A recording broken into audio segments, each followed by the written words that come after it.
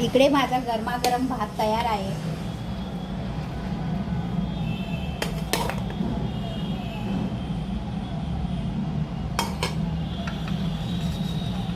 या गरमागरम भातासोबत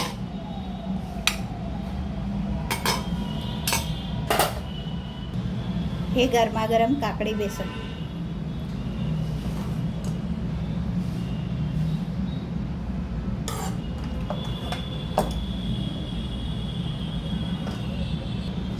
कोथिंबीर, कांदा, लिंबू. नमस्कार. इकडे मी एक काकडी घेतली आहे, तिचं साल काढून घेते.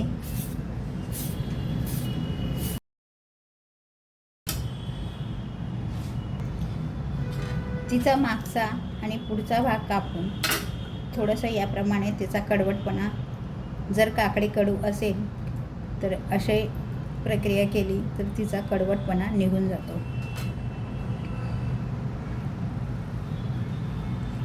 ही धुवून घेते मी. ही काकडी मी खिसून घेते.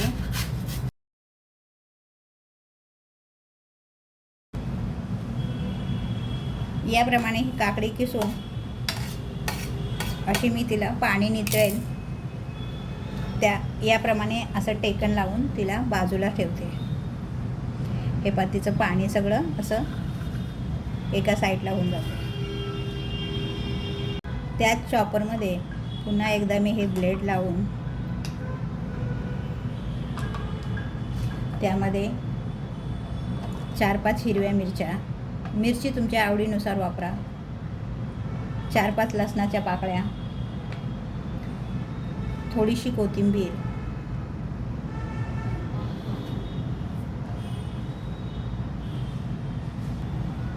जिरे,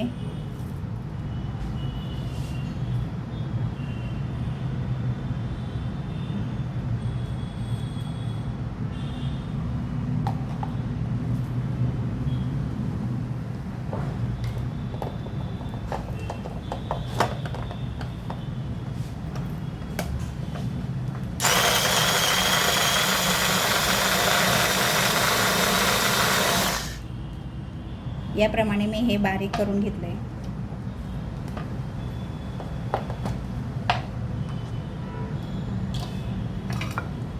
हे आपण या प्लेटमध्ये काढूया.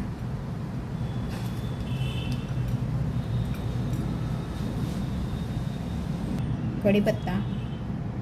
बऱ्यापैकी काकडीचं पाणी साईडला निघालंय. आपण ते दाबून पुन्हा जितकं शक्य आहे तितकं ते काढून घेऊ. आणि हे पाणी मी फेकून देणार नाही, ते रेसिपीमध्ये यूज करणार आहे.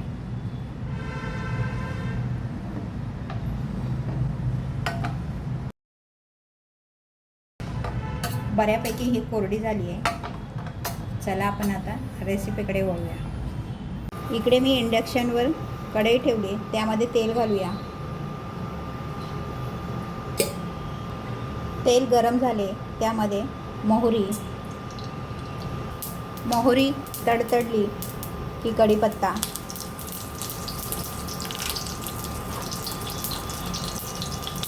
हिंग,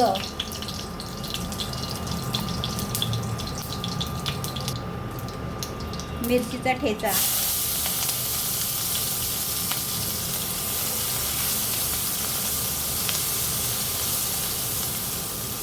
कांदा,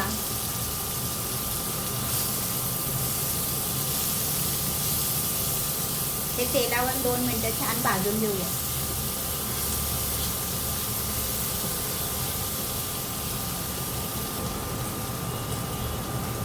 कांदा लवकर भाजावा त्याकरता मीठ, चवीनुसार मीठ,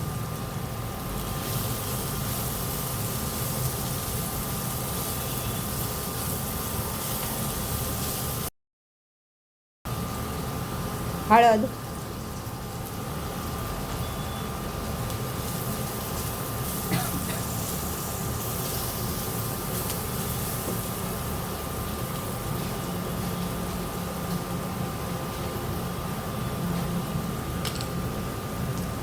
ही दाबून घेतलेली, पाणी काढून घेतलेली ही काकडी, त्याचं पाणी मी साईडला ठेवलं आहे.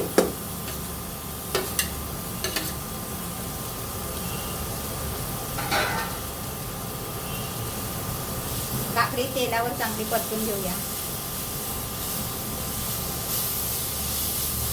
गॅस थोडा कमी करूया. इंडक्शन.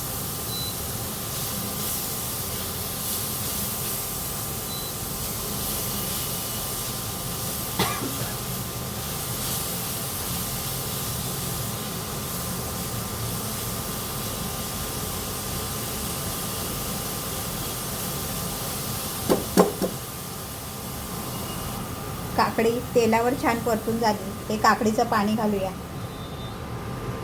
आणि हे ताट धुवून यामध्ये 1 ग्लासभर पाणी घालू.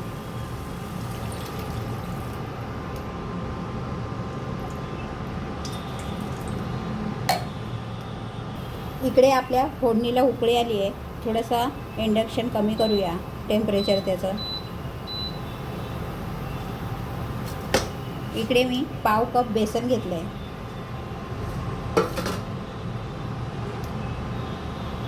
हे बेसन यामध्ये घालूया.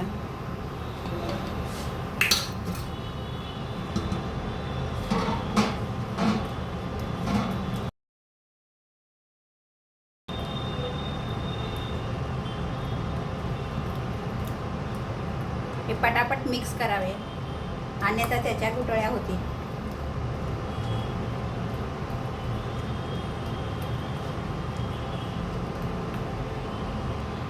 हे 2 मिनटं छान आपलं मिक्स करून झालंय.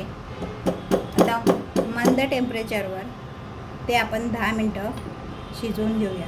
त्यावर झाकण ठेवूया. 10 मिनटानंतर झाकण काढून हे छान मिक्स करून घेऊया.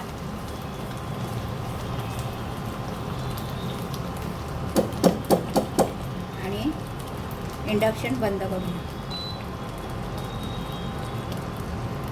व्हिडिओ पूर्ण पाहिल्याबद्दल धन्यवाद.